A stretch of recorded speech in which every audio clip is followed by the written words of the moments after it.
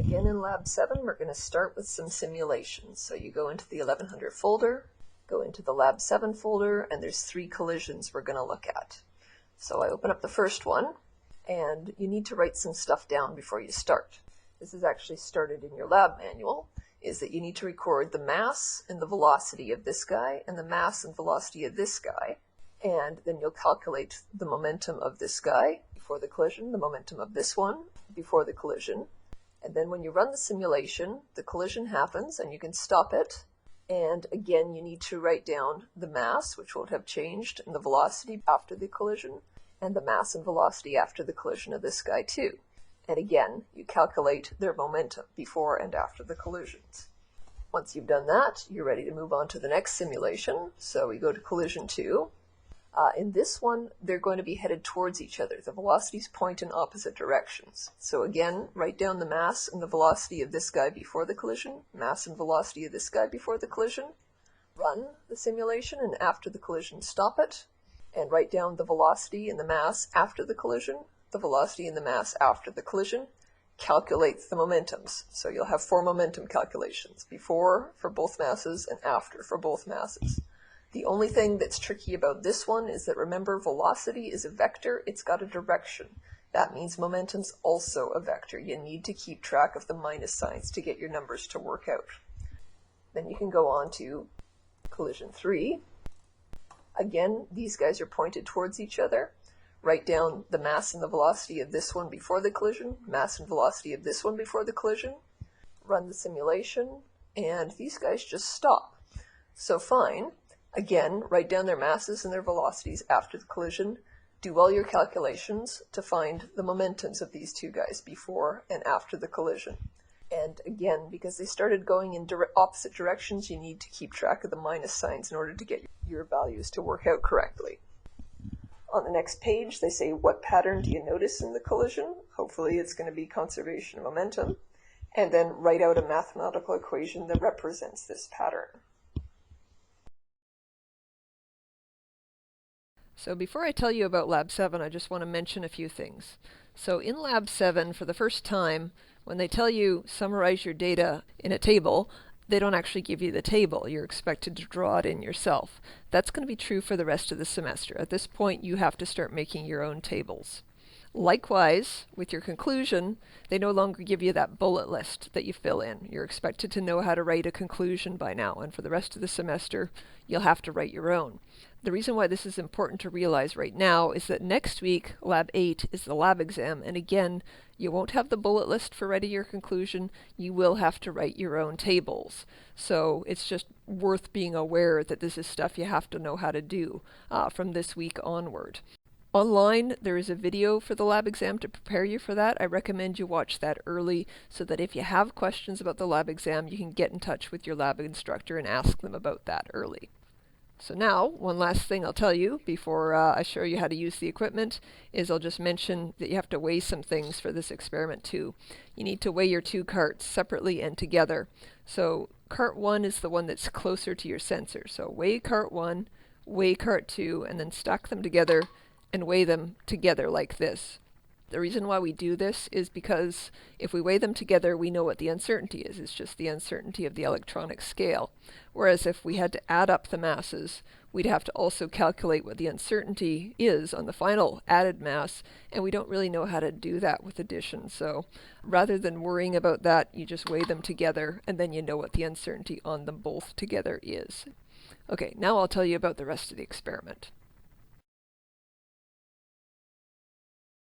Okay, here's the equipment we use for experiment 7, and I know I'm always hassling you guys to level your track carefully, but this is another one where if you don't do this well, it makes a real difference to your data. So level it as carefully as you can, or you'll have real trouble getting agreement later. In this experiment, we've actually got 2 carts, and they're equipped with Velcro, so they stick together. So we are studying an inelastic collision. So elastic means bouncy, they bounce apart. Inelastic means sticky, they stick together. So this is an inelastic collision. We're going to be using the velocity program to study this, and I'm going to show you on screen how you get the data values that you need. But I'll just first show you how you physically do this experiment. So you start with one glider about 15 centimeters away from the detector, so outside the dead zone, the other glider about 2/3 of the way down the track. And you would start the program, give this guy a bit of a flick, they collide, and they continue down the track together. So initially one of them's stationary, one of them's moving. After the collision, sticky collision, they continue down the track together. So let me now talk a little bit about what we expect to see theoretically. So in an elastic collision, bouncy collision, we expect both momentum and kinetic energy to be conserved. So everything that goes in comes out again. With an inelastic collision, a sticky one, we expect momentum to still be conserved, but we don't expect kinetic energy to be conserved. If you think about two balls of putty coming together and going splut, some of the energy gets lost to deformation of the putty. So to a very modest extent, a similar thing is happening with these Velcro hooks. They flex, we lose a little bit of energy. We also lose a bit of energy to the crunch sound they make when they collide. So theoretically, we expect that we're going to see our momentum conserved and our kinetic energy not conserved. And you need to keep that in mind when you're writing up your conclusion, because it makes a difference to how you analyze your data. So now I'm going to show you what you see on the screen and how you get your velocity values from the computer program. So now I'm going to tell you about how to use the velocity program in Lab 7.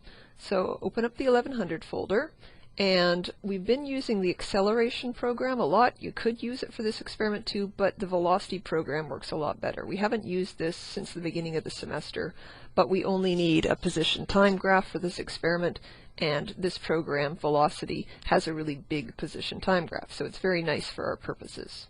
So recall that what I'm going to do in this experiment is send one cart down the track, it'll collide with the other, they'll stick together, and they'll continue on together. So I'm going to show you what that looks like now. So I click collect, send it down the track, they collide, they continue down the track, and eventually they bounce off the end, which we don't care too much about. So down here is where it bounced. We don't care about anything that goes on down here. The point where we're really interested on this graph is this little kink in the data here. So this was the velocity of the one cart by itself. The collision happened here, and then they slid off together, and the velocity was a little slower, so that's why it changed its slope. So right here is where we're interested. We want the velocity right before and right after the collision. And of course, on a position time graph, to get velocity, you want the slope. So what we want to do is take the slope of the data right before the collision and the slope of the data right after the collision. But there's something we should do to make sure we get good agreement. If you look at this very carefully, you can see there's a tiny little bit of curvature to these lines. They're not perfectly straight. That's because there is friction. So to avoid that screwing up our results, what it's best to do is to take a tiny, tiny amount of data just before the collision and a tiny, tiny amount just after the collision. We don't actually want to use the whole area because that will give us friction effects that actually change our velocities a little bit, makes it harder to get good agreement. So take a tiny, tiny amount of data, highlight that right before the collision, just a very small amount, get your fit. I'll move that over here. And then likewise, take a tiny, tiny amount of data just after the collision. And again, fit it as well. So I've got the slope just before the collision, just after the collision, very small amounts of data to try and avoid those friction effects. And what I'm going to do with this is I've got the masses of my carts, and I want to calculate both momentum, mv, and also kinetic energy, 1/2 mv squared. So v, velocity right before the collision and right after the collision, that's the thing we need. So in your experiment, you will calculate the momentum before the collision, mv, its uncertainty, the momentum after the collision and its uncertainty, and then you'll find the percent difference between them, summarize your results in a table that you draw from scratch, and then you write a conclusion based on that. Also from scratch, you don't have that bullet list telling you what to put in it. Then you flip the page to question 14, and you're going to do this all again for kinetic energy. So you calculate the kinetic energy before the collision, 1/2 mv squared. You find its uncertainty. You get the kinetic energy after the collision and its uncertainty. Calculate the percent difference between them. Summarize your results in a table, and you write a conclusion. And when you write this conclusion, be careful, because remember, theoretically we expect the momentum to be conserved we do not expect the kinetic energy to be conserved. So look at your results, think about them carefully when you write up your conclusion.